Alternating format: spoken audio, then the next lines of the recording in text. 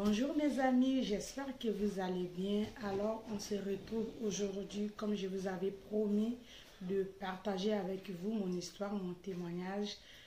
Qu'est-ce que je suis devenue aujourd'hui par la grâce de Dieu? Comment je suis venue aujourd'hui par la grâce de Dieu, bien sûr. Alors je demande pardon à toute personne qui ne comprenait pas l'Ingala. Pour certains mots, je préfère vraiment parler en Lingala pour être vraiment à l'aise. Je demande pardon, je suis vraiment désolée.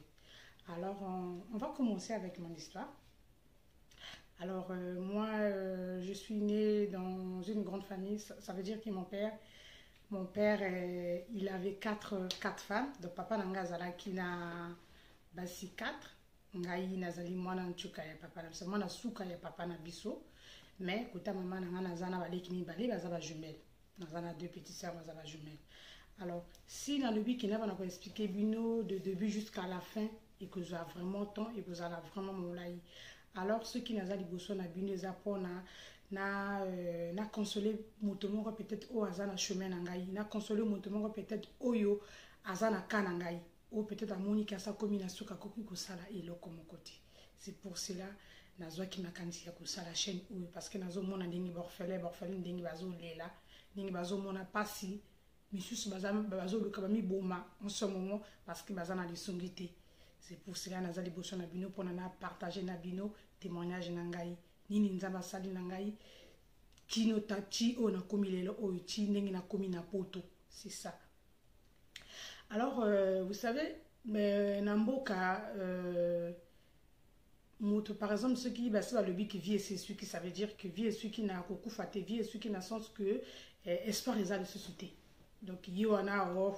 espoir les adultes nga on a liboso na bino oyo nazalaki moto na koma kitine étape wana ça veut dire que na ki libomi que ce soit côté mibali que ce soit côté ba famille nanga moko esprit de rejet nazala na koma ki bongo bien sûr. Alors d'abord ezana makamnu susu beaucoup kokutana na nguna la vie et que ça la ke bino bo perdre confiance, ça veut dire que vous avez na confiance na oté au perdre confiance vous avez na confiance na oté.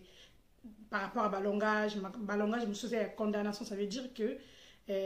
avec le temps, on a dit qu'on comprend dans na poto awa. On a dit qu'on comprend dans na poto awa. Na mboka, makamusu tu gozango normal, tu gozango kaka normal, dans le sens où que à l'obine likambo c'est pas grave et tout. Mais na poto awa, na dit qu'on a impact, il y a balongage, n'enge kuru ko bébé sa vie à moto. Dieu merci, et bébé ça qui vient ngate, dans le sens où que nami boma quitté les lois lazalo en vie de Bolsonaro, c'est par la grâce de Dieu. Alors quand il na lobaki ke na papa nanga botana quatre femmes et tout na kinena mokuse nyonso parce que sinon bina loba et kozala trop molai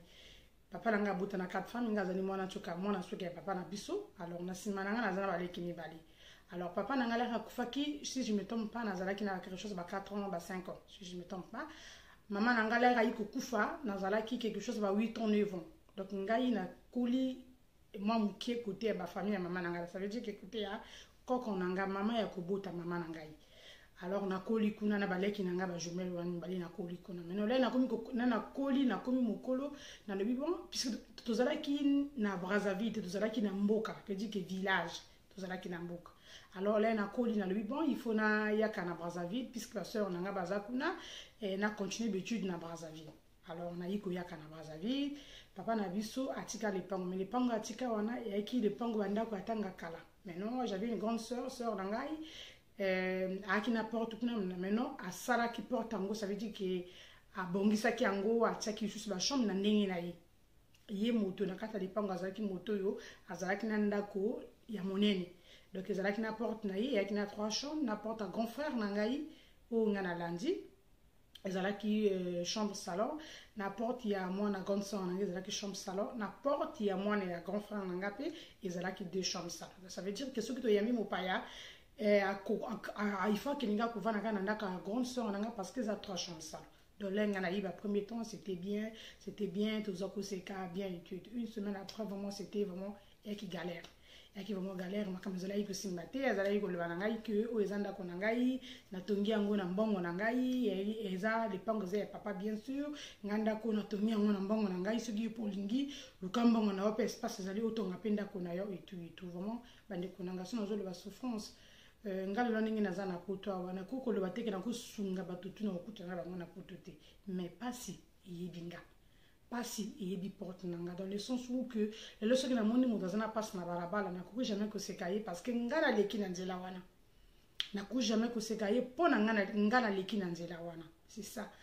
ezala mwasa ndumba ezala moyibi ezala boye makambo wana tuna leki na nzela wana lelonga na kuko condamner mutu te na kuko condamner mutu oyo azo sala makambo ngana tangi bino wana te. Alors, passé, bandi les passé, bandi, na sœur nanga ezala ko simba les sociétés et tout, et frère nanga otozali, même père, même mère, wana pe azala ki na ba moya akroyi ko songangate, et tout, donc na obligé na zonga côté ba famille ya maman nangai, na ke na quartier mususu côté ba famille maman nangai, na ke kuna, ça veut dire que petite sœur ya koko nangai azala ki kuna na libala. Donc je me suis retrouvée là-bas na azala ko fanda kona mais vivre moi ya malamu ezala kité et d'un moment on a retrouvé dans Libanda, ça veut dire qu'on a retrouvé fille à balabala, mais entre temps papa nangai a qui politicien, papa nangai il était député na matanga Kalawana, en fait combo d'abiso et yebana na Brazzaville, donc ça veut dire Congo veut dire que namboka balobaka ke ba bazana combo, c'est ça, combo d'abiso et yebana na Brazzaville et tout, donc du coup on s'est retrouvé na balabala, et tout, elle a s'est retrouvé na balabala. Quelques mois après, guerre à 5 jours, il y a 97. Donc, je suis subi une guerre à 5 jours. Guerre à 5 jours, alors, on a eu que ma guerre, on a eu que Kendeka qui dit qu'il n'est pas on a eu que retrouver na Mboka Moko qui vers le village de Msabeng en Gomoma. On a eu que retrouver pour nous, on a eu que faire un gars moto oyo, tous a famille, tajanga kaboita qui famille et tout. Mais non, motango, akinanda kacham salon. Donc, du coup, akina moban naye, akinangai. Moban naye. Na mwana moko na leki na yinanga tokofanda donc so wana ko zoaye kaka lekola yaya na ngai da comment lekola maman na ngai et tout maintenant aujourd'hui là na tikala sœur wana tikala jamais koyoka ko histoire na partir na zo le bana bin au sœur na ngai wana aye bien gote mais na souffrir nango et na zo partager on a bino parce que na yebi ke na bato belé bazo subir nango et na makambo ngeza makambo e sala neza réel eza makambo e sala makana mokili. Donc du coup, on a quand même que chambre salon, on a les qui a sœur on a la canne salon. Et du coup, une fois na butu, mobile la sœur on a abîmé na salon, a eu que violer na salon. Donc du coup, d'abord aux en place à kokendete, ou y couvre na sima moi sinaye, et zanda konaye, le lorsque mon go de bana moi sinaye que mobile na ya violer à continuer monter. Et après on a comment qui instrument ya mobile wana ça veut dire que tout le temps on a besoin que tambola nangai. À ko bimana salon ala ko ko tamona na salon mais je me demande na ko tuni ba question mais comment ni abimana salon tant to ya ko tamona na salon wana moi sina tikala ko la mukate même leki na ye o azala ko na salon même si azala ki ngo mulili atikala ko yeba elo comme côté et du coup à un moment donné na se rebelle ke na bimangi na ndako na bango na se bimangi na ndako na bango na ko vana kotaka ma fimo de yeba ne beka na mbuka wana avant guerre ici là alors na yiko kutana na garçon moko boye papa ya mwana nanga libuso nakutana naye na kacha bomwana j'avais 16 ans si je n'ai que 16 ans donc na kacha bomwana imaginez-vous qu'il n'a pas de maman na ba 8 ans ba ni wana tout na vivre en galère ça veut dire que esengezala quitté amour ezala quitté esprit a régé ça veut dire que nazala ki mota faut moto a croire qu'on cadre ngazala quitté donc du coup na retrouvé kota moninga na ngama ko bikaka na même mboka wana avant guerre ici là na retrouvé kuna pa na yo kutana na papa mwana nga to komi kotambo wana kene na ngamingi pa na ye tout pouf Jamie na yiko jwa Jamie na yiko jwa Jamie guerre sili ya zungi ngana tikali tellement trop dans la qui mona mokena yeba tendengi bako calculer jusqu'à 4 mois na yiko mona ba règle nangai du coup après 4 mois na yiko se rendre compte que nazana Jamie du coup puisque na ki mona moké papa mwana nga ki mamoko le plus âgé que moi donc du coup na ki na bomo ya ko yedisa alors na lobi na sœur wana côté nazalaki puisque là la longola qui est pas na loba qui nanga motivité na longola mengana to tikala ki bien tellement to na na souffrance na ko souffrir na loba qui motive ni na longola ki nanda ko na yité mais on a que moi na ye na lobi na yiki na zana jem et tout na zana jem ah vous na yiko to na no smanga blogo mikenike et tout guerre yiko si là na kozonga Brazzaville na kozonga mais na ko fanda côté ya nan donc du coup na lobi na ko affronter sœur nangai na kokende kuna puisque za lepanga papa na bisoto na kokende kuna si ça jina vana na libanda na kofana na libanda mais na kacha lepango c'est pas grave na kikuna na zengi ezala qui vraiment la guerre vraiment souffrance tout le temps na zala ki kulela rakaka tout temps nazalaki kolela parce que mutako l'action ni basala kezate dzemezo ki na kokola oyebite mutako kablo loko mamuke bosumu mo eloko pour na mona itu le pire encore le jour nazo ki nokobota na yebaki même pas que na yebaki même pas que en fait pas ça kobote monter au jaki ngai donc na sauté moi à partir en l'air na zongi na Brazzaville na luki papa ya mwana nanga pona ki noyebisa yeke na sana zengi na ye donc na kenda ki na copine nanga moko boui na zu copine nanga to ki ngotera papa mwana nanga comme ça na expliquer ki na sana zengi bande ko ngai na kina muninga na ngai lela ki kuna papa ya mwana na ngai wana a violé moninga na ngai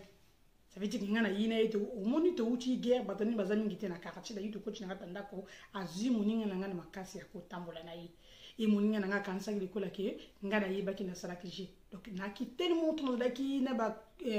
motema ezalaki malamu te donc mona lo bala moninga na nga vérité ya kité donc to sili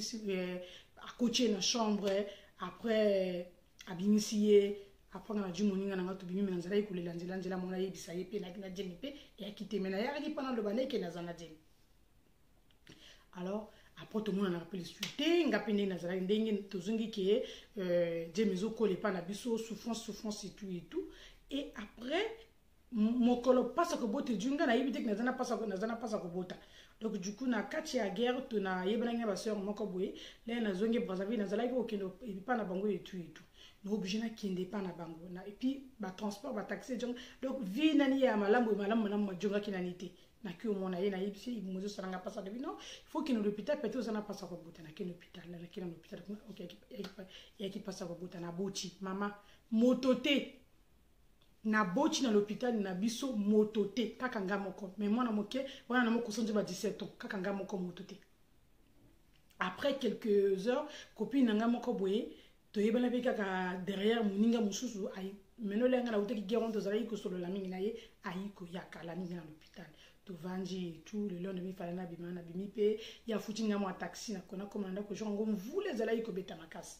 na komi boye sort nanga lobi na ko tanda ko na été imaginez-vous nazana nouveau né moi na bébé même jour à ça que journée moko sort nanga lobi na ko kutana ndako na été e ngana moninga nanga to vanji na c'est un jeté vous les honneurs tout le coup ma koto et maïko kitate to fanji na bébé imaginez-vous le pas mon absence là qui na restaurant ça veut dire que batwazo koto bazo mona ngana vanji wana et à l'époque wana tante nangana na zalaki tante nanga penza masala ika yaka ki wana le jour na sort nanga non yo ko jamais ko tika leki na libanda zana moi même so lingi ete mais ça là quand même ka pona mona wana sort nanga iko njima na kota na kona ye na kota kina ndako na ye ela kiki ngana zalaki suna vite zalaki que moi na zana pas ko fanda souffrance à modèle wana ozo pesa mona mabele parfois zani loka kuliati mais je pesa mona mabele ndeko ngai aujourd'hui là nazana maman nanga je salue en passant azana Pointe-Noire mon colonel yebisaki ke nazana en fait mon colonel yebisaki nazana bana andima kité parce que et pas ngai bana bazala ke loka sonne ça veut dire que na komona âge na ngai na komona ke na âge na ngai ona zana na bana wana ça veut dire que zaki loka sonne zala ko lobaka na zana mona moko na tikala ko lobati donc ça travaille maman nanga mo dape singa makasa ko lobake les tissus à bana baza richesse les tissus à bana bazali pamboli ya nzambi donc na travers na ye inandeki na nzamba sunginga na yebi nzambi na yiko mona que ezé loko yo suna kutani na mutu soka linge loka libosina le basin les enfants. Alors, moi, je suis une année. Pas si vous avez mon libelle, parfois il aura lié zati, moté mes obalu que l'aura lié zati. Et na yo kuta na garçon ko boye, alingingai, la alinga bande ko nga mbala liboso na bimina, mbala liboso hein, ya liboso na bimina garçon na pe na judienne. Le même jour na judienne. Maintenant, puisque nazalaki nangai vraiment si na été, on peut dire, nazalaki libomi, ça veut dire que moi c'est moi qui dois vite fait, na judienne. Hier, nazalaki na copine na yi. Maman souffrance du collet à souffrance souffrance du collet à souffrance alors les recommencements 3 mois na tout le monde ça frère na mina zo mona makilate tout le monde ça frère na ngabi na yaka na kuchanda kuna bina ngoza na zen du coup tu mobile na lebi mobile bako bakanga pona bakanga na butu na mona na nga moke wana une année bako bakanga pona là na kikuna papa ya mona na ngami bali wana azala kina akofana na ndako ngo ezalaki moi studio na mboko abenga ngo studio en Afrique on appelle ça le studio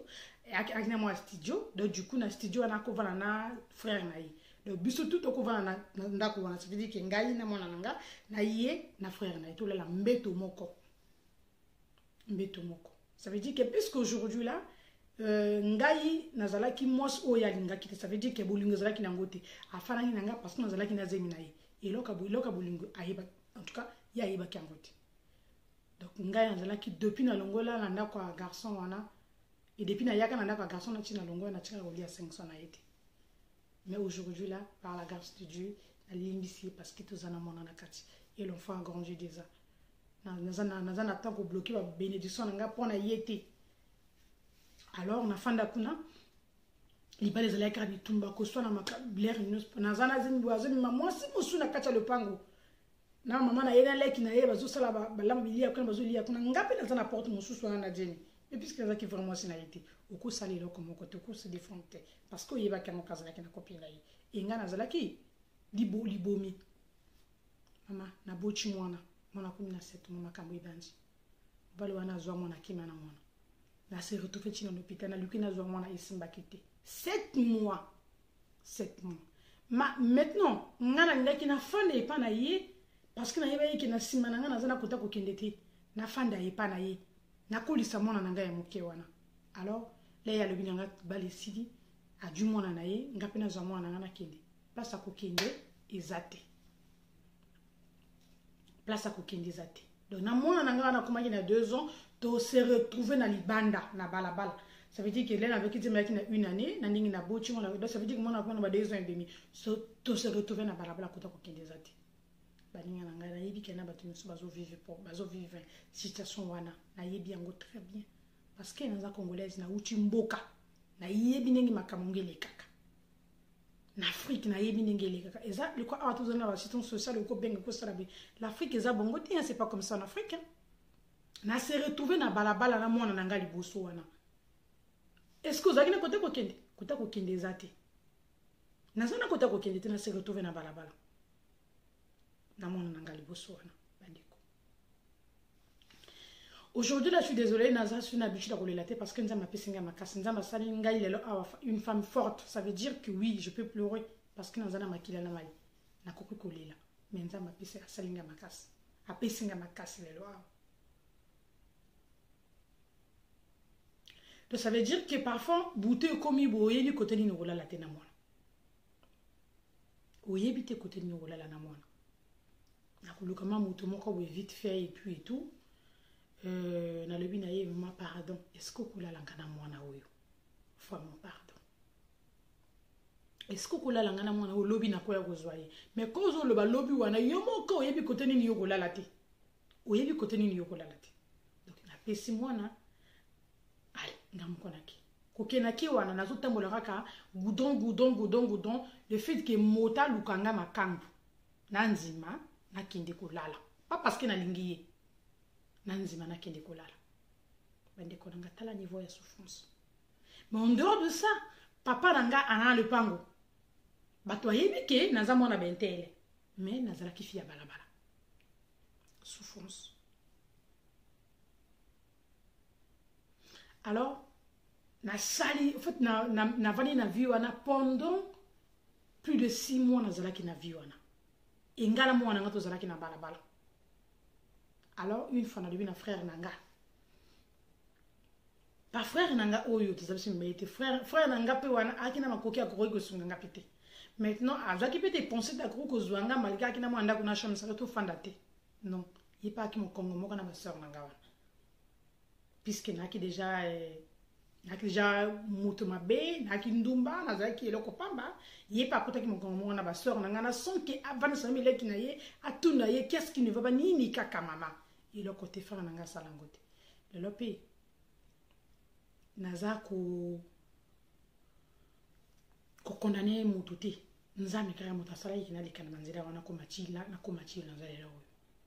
na ko mwana grand frère nanga akina mwanda ko nanga tshadi ponga bini vraiment yaya est-ce que ko zo même mwana ou tu fana na ye même singa nazana balabala zo même mwana ono fana na ye c'est pas grave et frère nanga adjo mwana wana Je suis désolée. Frère nanga adjoint moi nangai. Adjoint moi nanga et ngamo kona tala ya kufala na balabala. Et quand kufala na balabala on passe kufala réalité ça veut dire que comme no sanduma ça veut dire que on kufala mo bala mususu olingi yete mais le fait qu'azana aza célibataire azana nda côté ozana ma passa kolala ozo bizo chenga comme même ozo finga bizo nyokola yo yibi kaka ko so fanda parce que ozana passa ko fanda te. Et moi, je suis ma nouvelle. Tellement trop, nazokaki na makambo yo papa na ya sala kinga, ça veut dire que la haine nazalaki wana papa na ye na kota ki pena mwana, ça veut dire que nazalaki pe koluka yete. Nazalaki pe koluka yete. Alors, moi na vana kakuna frère nanga wana pe azalaki na moi cité, ça veut dire que ozo mona la personne aux na quartier, le pango za le pango yo za na ba mbale belé et na balinga ba frère nanga belé misiba ko yaka kakuna yo tout moi. Abago yaka kakuna mais moi nanga zo vana pe ka bon le quoi ça coli mais en tout cas vie ezalaki kaka wana. Vie ezalaki kaka wana. Alors, moi, Nanga, je ne peux jamais oublier ça. Mon frère, une fois, m'a dit que moi, na oyo azokola. En fait, azokola na nenge ba soda, na nenge ba militaire. Azokola na nenge ba soda, na nenge ba militaire. Parce que, ba militaire, ba zala so ba juba, li ba jupete ba van na bango. Donc, moi, na akola déjà nini wana. Wana zaki bongo. Alors, moi, ngala zala ika na balabala. Je suis souffrance eleki na lobi na frère nanga puisque mbeto zaka moko yolela na baninga na mona la kakuna ngana ko frère na ya kana la na se na tapi na se frère nanga iko njema bande konaka mais je tana magungu bazala kwa ngonga Congo olala kana tapi onjibi ka moi dra et puis ndaka ngo olala pe okochi po olala aussitôt te parfois na du mois dans na libanda ma frère nanga bazama baninga bango kina basema kiato il faut que tu roules la terre parce que faut faire une base na bango, faut faire une base mais na masana na bango puisque quand tu roules les alèques avant tu obligé de supporter. Et du coup moi na nanga wana haki mbunda tam tam. Ça veut dire que kobola ya modèle wana. Quand je dis kobola et puis le pire encore bako beta kamona na mutu. Tu peux rien dire parce que tu es handicapé. Tu n'as rien. Ozala qui n'est l'autre côté. Nana boyokela. Personne. Et si aujourd'hui moi nanga na zonvi a commis au hasard au azonvi. En fait eza nazo ngana le baboyeke ce qui nous a tracé ati ozane lembo na ye. Même si ba bondi sibino suka nzama kolongisa yo kaka kolakisa OK azambolongi a kolakisa OK malgré tout ça là azala ki na yo. Bande ko nanga même nazala ki kotambo na butu wana. Bato musu bazalaka na Congo ezale kwa na poto soko meli masanga ko memate na Congo soko meli masanga même musu za ivo ko ja vono mingi na ko tambola na butu nzela wana ko kuta na bato ba ko pe ko violenga ou soit na kuta na botu pe yetu chinga pe na kufi mais malgré ça Dieu m'a préservé. Dieu m'a préservé, Dieu m'a gardé. Alors la zo vana mo nanka kabongo mais non malgré la vana ndaka so na ngata no vana mo nanga bako faut que makambo likola makambo ça veut dire que nazala ki moto yo en tout cas na yebi tellement très nini na yebité prier en nazala ki Seigneur na yebi que yo sali sakabato mais pourquoi pas pesanga moto ko ko sali sanga nzambe pourquoi pas te ko pesanga moto o akoko ko sali sangai asunga ngala mwana na ngai nzambe nazo mona ba témoignage na yo nazo mona et ça elobanga wana pe azala ki okena nga prière te mazala ko lobaka ka bongo parce que prière eza maloba pe zaka ka prière mazala ko lobaka ka bongo bandi ko na ngai yo kutana na garçon moko boy aki na mwana taki célibataire na yeba na kana ikala donc tozongi silibala na pasi wana na ki okuta libali pana ye comme ça na fana nanga kuna na wana penser ate ya koteka ezate penser ya koteka lukama koteka pono bundelo lesa mwana ezate donc na en fait nazolo basi tuté mais la majorité ya basi tout le monde avant dirait que ce que j'en a pas si réfléchir les bosses arrêter qui roule comme balo akoko songayo c'est ça la majorité en Afrique. Alors naki au vana gota garçon na zaki na monate donc nous pouvons on était bien et tout alors une année après tu se décider de botanaï décidé de bota. Donc le seul mois où na bota na volonté nanga c'est ma fille, moi nanga comme na 14 ans. Le seul mois na Isaïe on te dit programme to bota to bochi. Na deuxième na bochi. Na bota mobali aki policier akende voyage na côté à Angela maïkuna et tout parfois ngap na kende tout. Le fait que ngala gina za Brazzaville tout ça na avec et tout ayo joma c'est mon susu makelele tout faire le binaye wana sina kola qui na vandi sina le binaye oyebi divorce c'est les enfants qui payent ça na bingana yo de stoko ngana de stoko lui déjà mais papa o ezamona na ya liboso ezamona na liboso et puis to boti ngana yo ensemble to sali projet to boti mona ngana yo ensemble fanda to kolisa mona kolanda batute kolanda batamokilité mais maman n'est pas kosanga la guerre aujourd'hui là na lobi na ye maman na osoka bandi côté les mela mosi na yo liboso ça veut dire que basino tout bagoya ka maman na yo abana côté les meka bango et puis souk après na la faille na koponi lo mosi ayo ka ingati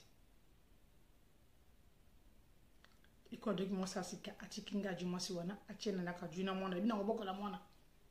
bi umina kitena mosi na ba fana kitili ko la maman na bango baboya na ki.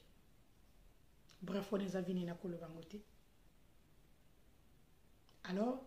puisque na yé sili, na s'est retrouvé dans les bandes, c'est là où on a commis vraiment rebelle. Na mona yé qui na zala qui na chine mon côté na zala qui sur na valeur à moi c'était ça veut dire que Dieu m'avait créé pour souffrir. Nzamba botama na yaka na mukili pa na mona kaka pasi. Na ko mona qui vraiment na zo mona ça veut dire que na zala ko condamner Dieu à 100%. Nzamba yo lingingate. Pourquoi parce kaka boy nzamba yo lingingate. Ça veut dire que pasteur moi les gars qui nazara su kokwa na nzambete nazala su kokwa na nzambete donc na s'est retrouvé avec 3 enfants aujourd'hui là nazana bon moi kolobangote parce que c'est avant et après na s'est retrouvé na bana misato batata misato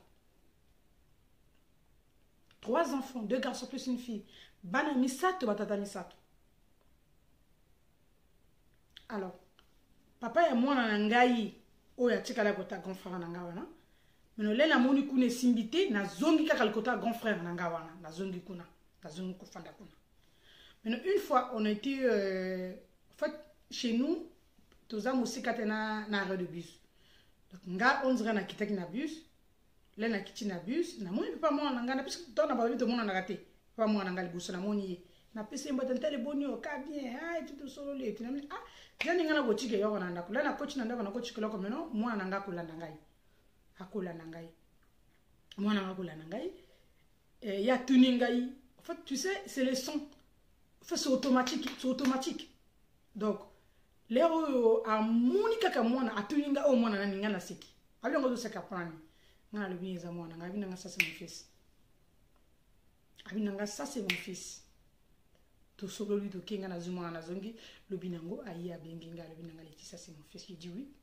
j'essaie un peu d'expliquer na yari comment on peut expliquer comment kama demi yo oyebi oyo salaki donc du coup tellement on a qui mona moki na chikala ko le banote et na garda puis mona participer na mona yebi kana ngamoko donc du coup l'air oyo ya yi comment on a to solo le lendemain a du mois même on n'est pas na bango là ka coach na mona maman na ya le au moins na zone longi na o juyo wapi. Il a expliqué à maman c'est ni à partir à wana et c'est là que moi na bana ko kende kuna panga na binenga pe na sina bokoli assez yo pe zwa mwana na chiki mwana mais dès que nanga ezala ki garçon o te qui est responsable à s'occuper que na bana ce ko lingo yeba identité ya mwana nanga na quartier na bango wana il faut tu na ka mwana ta mwana bilamba ko pasuka wana parce que azala ni lambate on a ni soko lingo yeba référence à moi na yaki bilamba ko pasuka parce que mais une fois ndenge naza na poto à mwana ya tante na ye atina inga photo na bango moko biya kala mais soko moni mwana ukolela mais photo ngo na garder kango na garder que photo ngo au mwana tante na ya atina kinyango excusez-moi. Alors il y a du mwana nga pe vika ka malonga te en tout cas bandeko nanga na zo loba que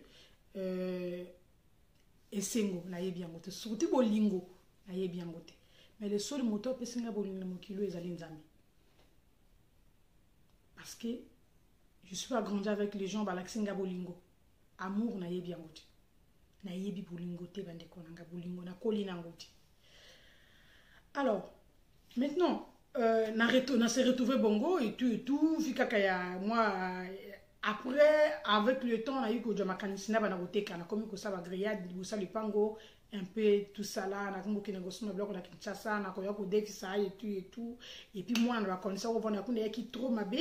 et après na yuko décider que parce que frère na koto ko fana na yo na pas kenda katika nganda donc après na yuko décider na chanda na locataire na kende ko futer na zo mongo na futaka ailleurs. Alors na yuko zo ndako mususu na ke na juste ko mwana ko fana na mwana kuna ifana nga kuna mwana nga mibale na mwana kayete mwana nga ya troisième mwana na ki mwana contact ne passant za yuko skende kuna et tout donc c'est un peu ça mais mwana nga mibale wana ba koko na ye ba kotisi eloko wana na mutu ki eza que ngai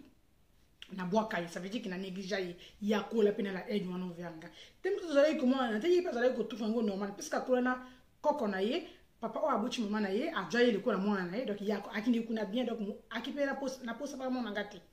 mais ngana yeba ikezala ki mwana nga suka c'est un peu ça. Alors là nazala ki pa na biso oyebi à chaque fois bazo le banayo ayi poza moi si awatanga basala tia yo à chaque bazo répéter là ko wana ba coach si yo ngo na kacha mutu ça veut dire que au père de confiance na oza sous na confiance te ça veut dire que ngai na zaki sous na confiance te nga mobala ko luka nga lelo awata muna nga tikinga na mona ngo normal parce que déjà dans un eloko na kacha mutu na nga que na zaki to côté et na za moi cité parmi basi ba kota nga te ba sœur na nga ba coach sanga ngo na mutu donc et comment ki bongo na zo souffrir parce que na za moi si mais un moment donné na zo mona ngo za normal que mobali soko yi soko fandi na nga te eza fata mobali te zali faute na ngai parce que na za moi cité naza mwasi kitoko te naza mwasi na kati ya basi te eloko wana na latango nakufutela ndako naza na mwana nga liboso wana tozalaki na ye et du coup il fallait nakotisa école mbongo ezalaki te ndeko vous savez okoma ati na étape okoko kubimana okoko okende kubimana mobali ozalaki na bezo bimana ete mais mpono oyede mwana na yo ozobijo bimana ye mais parfois bimana yo ozo lela quand je dis kolela ozo lela nazala ki fille moko oyo na misambo aki surtout que ta famille na ngai nazala ki moto ba croire que tu es smart ça veut dire que ngana croire ko aider moto na vie na ngate parce que nazala ki pourri na banenge tout na réputation naza kili naza boye tout mais nazala ki na souffrance kasi nanga o moto moko mokolo moko avansanga pendant tout nanga qu'est-ce qui ne va pas et le côté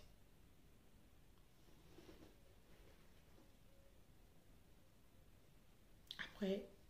na iko retrouver na fouti la kana vivre kaka na vie wana kaka bongo kaka vraiment quand je dis pas na lela ka mikolo nyonso na lela c'est du kolela ça veut dire que kolela na lela ka chaque jour parce que na komona que souffrance il est kaki passe il est kaki na lela ka chaque jour et na yeba kiteni nzamba bombela kingai. Je savais pas qu'un jour je me retrouvais en France na kokoma pe na poto ngape na kokoma na poto na yeba ki angote. Alors na zingina beta c'était na moto moko o azomona passé en ce moment. Maman, papa, peut-être na moment wana o ngana ba passé tu na moni na yeba ki nzambe te mais moment oyo nzambe peut asali bino grâce à travers et témoignage na ngai pour le kilongi na nzambe parce que les seuls montako consoler bino zali kaka nzambe. Le seul monde qui change l'histoire na bini zalika kanzambe et ngale na zalaki na mboka ba vitu na vivre ko wana est-ce que na yibaki un jour ngana koma na poto na yibaki te na koma na poto mbonga ngona kozango donc après les années na zana frère na ngamunga vana na poto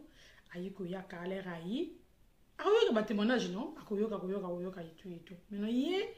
aza chrétien les moninga wana makambo ya alobela kingango après les na komi na poto quand je suis arrivé en France alobela kingango après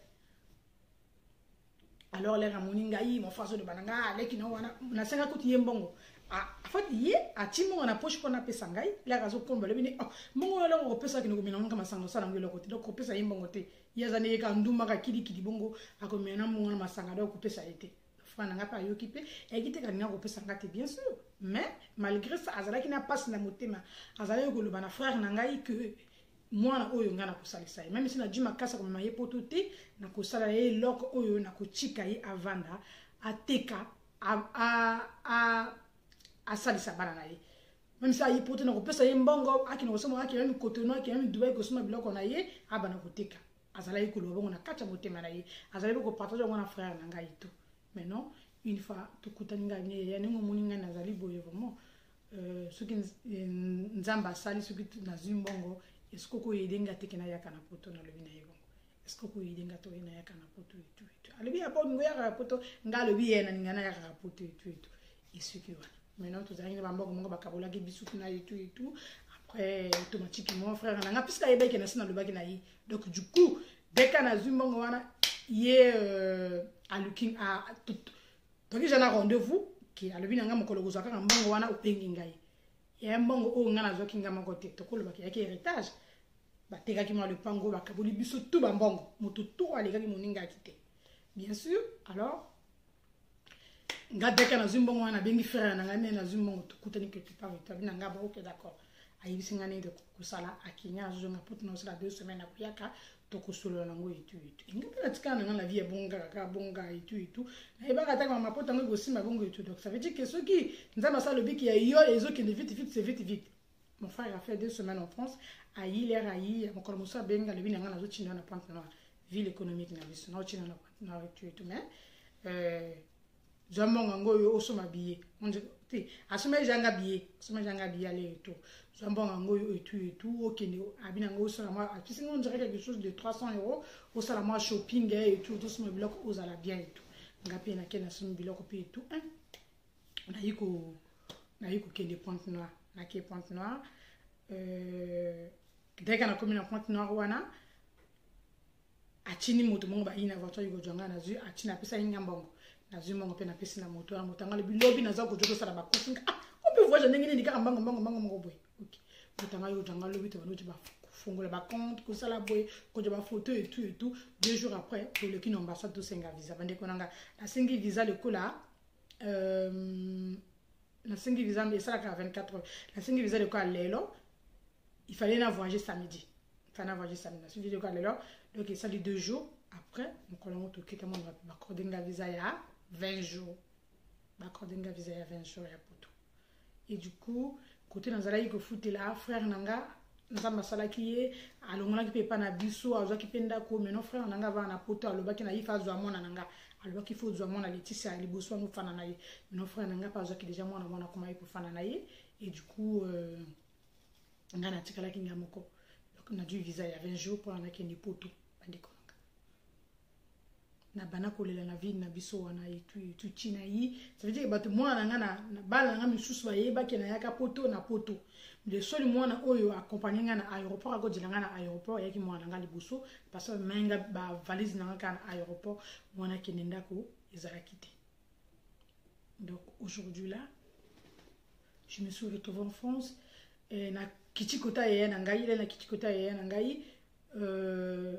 Yenanga c'est quelqu'un qui prie beaucoup à Sambe la Rabingi. Donc du coup ngai nazaka na esprit ba tabamboka wana suko yi ba vie ba kuchi via masanga via makamabongo et tout mais ndaka ngana oyo kiteli ça ndaka ba creche koto ba Sambe ça veut dire que yepi faut tambola kaka na nzela na bango parce que bango ba Sambe la yo za na short comme ma bière na ndaka na bango parce que bango ba mela masanga te mais yo ma bière na bango pourquoi lero yaka na lero zo yaka siko yipoto sika il faut luka mukanda il faut jamukanda et tout jamukanda et tout alors na Bordeaux kota sur na va na Bordeaux na va na pendant 2 mois isimbité na zongi ya te que to swana ki ya to swana kité to garder bonne relation ezamo na ngai c'est no kwere ezamo na ngai tu na kenda ki kuna après na longoli puisqu'on va ko côté na koko de mukanda na zongi na roi kota frère na zaki na ami intime na ngamo kazaki na lo Havre na kilo Havre côté na kuna pesimbité na zone de tout na nzama ko la sangara ke Laetitia maligo salo sinanga na benga na poto ba et pour na changer vie na ngamu na ko pesa yo mukanda ukuza mukanda ni na ko bota ni na sima mobali ngamu na ko pesa mukanda donc quand ngezela ko sola na bato malike na vana ko ta frère na ngai na kenda ko senga zili son frère na ngai aiba na senga zili son frère na ngai aiba na pesa pa adresse ka ya France terre d'asile kuna et tout. Donc du coup, la minta va courir quand on bombe na ka et tout dans le baraté. Mais non, après, na ko l'église le cap de tout nous yugo qui l'église dimanche to qui l'église kaka bongo. Ya ki te ke ya ke loko yo na ça besoin de changer et ya ki amoté. Allez encore le moko boye na lali na butu. Alors na lotu ndoto nzamba lobi na ngai que délivrance na ezona na boko ya pasteur na ngabia. Il n'a eu aucun pasteur franchement. Wati kana makambo na ina na mukane fa mukana na sasa bana ngai et tout. Na la lisusu na moi ba donc ndoto wana ezongani 2 fois que délivrance nanga ezala maboko ya pasteur wana ndiko nanga. C'est là où je me suis converti nikoto na bongoli motema na ki na moni fi na vani se frère nanga na lobi na ye que nenge ezali ata na ndoto na lotu et tout et frère nanga le fulu ka pasteur na ki na moni pasteur na expliquer na pasteur avait problème les autres bana ko kota ba science ya ko sambela et tout. Oyebi soki ozo sa la vie l'école qui numba ozo na vie akili qui non le diable a cru qu'aveugle dans le sens où que makambo ozo sala o trouver ngeza normal au moins ngeza normal makambo to nazala ko sala ngana nazala ko mona ngeza ki normal. Le diable a cru qu'aveugle a tu aveugle, ça veut dire que tout ozo sala ozo trouver ngo normal longo lio mayele ya bomoto adu ya bonyamati na kati pona sile na no muke loko go sutuka. Ah, je sais les canets déjà. Alors, de comme une poto, maman nanga auto yaka kina yiwana ake, là na tika na sima, ngana se convertir na komi ko sambela et tout, mais non maman nanga wana a sali voyage a yina poto na vandisi. Na lobi na ye maman ningu moninga boye. Na zakana bana misato. A crier na bisi. Na loba na hote parce que na ko yoka soni ya bana na ko mona na jeune fille. Bana misato bazet belé. Bana misato na jeune fille et tout. Maman nanga binanga Laetitia bana baza richesse bana baza lipamboli donc nzamba pesi bana ko boya bango te yoko tozala fia kozana bana parce que misusu bazo mabolonga na bango ezana se bazo luka bana yo nzamba pesi mwana pesi bana misato Laetitia ubumba kabana. C'est à travers de jours là je me suis libérée. On dirait que le basokolinga elongi na bi ngam nzana bana nanga déjà même si na bo tite na bota kana jana bana nanga ikamuna na yoga soni na bana même côté frère nanga nazala iko lobate si nazala iko lobana o lobana minka mo nanga libuso mais moi c'est frère nanga pasa atimbela ki yango non ko mo suspend na lobi na ya bi nanga Laetitia non tout baza bana na yoko yoka soni na bana te tout baza bana na partir wana muke na jaki décision que na jaki décision ya mwana nanga na mwa mbongo ba futa nanga ya France terre d'asile wana na ko zo mbongo wana na bina mwana nanga mibale na bina ye na bana ko futa l'école. Donc il a dû engagement na bana ko futa l'école. Ça veut dire que aujourd'hui ça fait 6 ans qu'il est dans la poto, 6 ans na s'occuper que na mwana nanga wana ngam na sala ka tukoli peut-être za mami ni muta sala mais na kambo l'école malade ngam na sala kambo et petit à petit relation na mwana ezongi tu sens que za les kambo kila muta ko kabola bina zati. Alors on a coach kota frère nangana komi ko sambela. Vous savez, là la zala ki na mboka non tellement trop na ki finalement le mutu likolo ça veut dire que mobile ceux qui na mona ki yo na lebi ki na ko bimana yo je peux jamais résister. On a yebite ningi zala yo sala ça veut dire que et pas nangana zala ko mona ki na zala ki fait na zala ki makasi ko na zala ki moment assise na mon bal et tout. Mais quand je me suis converti, Dieu m'a dit Laetitia, partout là où tu pensais que au fait, tu étais la plus forte. Moi, je vais te dire que tu es la plus faible. Ça veut dire que nous avons quitté Singanase. Na boya masanga, mutaloba na boya masanga te. Na boya mibali, mutaloba na boya mibali te. Ça veut dire que Nzambi, ce qu'a pesi vision, a pesa kapena provision. Ça veut dire que Nzamba longo le coup de poste mibali wana. Parce qu'il y a un travail katina yo. Et nous avons salué la grâce. En tout cas, on a commis les lois oyo. Les amis m'ont salué la grâce. Dans l'équipe de délivrance et tout. Dans l'équipe de délivrance. Dans du baptême. Nous avons restauré la pessinga y famille mosusu. apesi ngai famille o vraiment o peut-être lelo anga la cause na likambo na kobenga peut-être moi sœur moko boy na o te yibani ni église na bini atanga za likambo na ko benga frère na ngaza na mboka to bien ndeko na ngaza na mboka na ko benga te. Mais je me sens à l'aise na bato wana parce que lelo awa ngai na ko finga na frère na ngaza na poto awa to soigni toza ba chrétien toza na ndenge musu de ko bongisa makambo par rapport na bato oyo ba sambela kate et compréhension eza mon côté. En tout cas, vraiment, mon premier fils aujourd'hui là, nous avons passé les grâces, s'est retrouvé à Dakar. Moi, je suis allé à Congo. Moi, je suis souka na Congo par la grâce de Dieu. Peut-être si Dieu nous a passé les grâces, surtout de Rosala ensemble na poto awa et tout. Donc aujourd'hui là, nazana son ya koloba passer na ngate. Qui est na mena mobali parce que na pasa kola la table mobali abimaki na ngai parce que na kina ilo côté na zalaki na nzala nazana soni ya kolobango te. Et aujourd'hui là na oyo tout na vivre Dieu m'a enseigné to vana kana poto na poto mo sifa bima tonga ki de ko sala. Ça veut dire qu'il na commis na caractère, ça veut dire que na commis ko résister devant mobali soka lukinga ma, ça veut dire que na ko pesa ka 2 mots et yemo a gozana ko wajite. Parce que nzamba façonner ngai, nzamba changer ngai, nzamba sali nanga oyo nazalelo oyo ezana grâce na ye. A komisinga tina poto, a salinga mona na ye ezana grâce na ye ezangati. Ezana grâce na ye. Donc aujourd'hui là, je sais ezana bato misuba moni ki bakomi na suka bazana mutiti le kona ngai. Bopesa vie na bino na Nzambe. Bopesa vie na bino na Nzambe. Kaka Nzambe moda ko sunga bino, kaka Nzambe moda yebi lobi na bino, kaka Nzambe moda kokiko soka linga sunga na minute mukia changer fino na minute mukie. Moto te Nzamba za avocat ko futa ye pour no corrompre. Nzamba sala ka tuna ndenge na yepi na na fait na jour na ye na ngonga na ye. Le col en gagne na vendre soki nzamba lobi ki lipambo lu na ngai ezaka le na ko sili sa direct na zo sili sa vidéo o na zo bina awa eza nzamba sala makambo bongo vraiment nzamba pesa bino makasi. Le dernier moment na kina yi Congo awa na zo lela parce que na zo mwana bato bazana en souffrance. En fait on dirait ozana poso sala sa bato tout mais puisque ozana encore ozana sa bato tout mais moteng ezaka na passe. Parfois, on a quelque chose, mais là, quand on a petit mongo be, azak no mona musala, pasi na motema. Na yebi ko sina moko pesa ye monga na misa bato, peut-être ba ko futa yete. Faut moi na luki na fanda, na pesiye,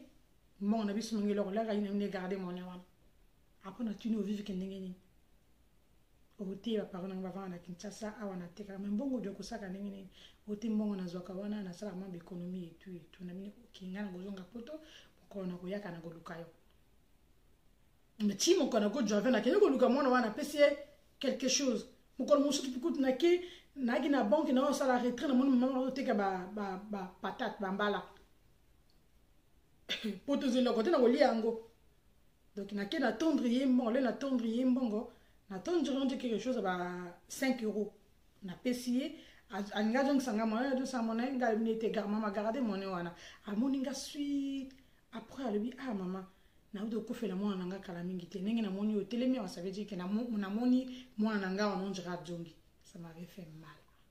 parce que kina table monga mukiazo te kabloka na point ya venu et na ke ko sala retrait na yina pesa na mwana quelque ça veut dire que na zaki na posa ko sala bato makoki zala kité mais peut-être subinza masale grâce pour ça na association pour na osunga bato borfele na borfeli bien sûr na ba vivre makana surtout tika ngana maboko ya Nzambe parce que soki lona ki na compassion parce que ngana leki na vie wana na yebi ndenge sala kana yebi pasi na yebi yango et aujourd'hui là na commis très très très sensible na comment na moto soka zo souffre.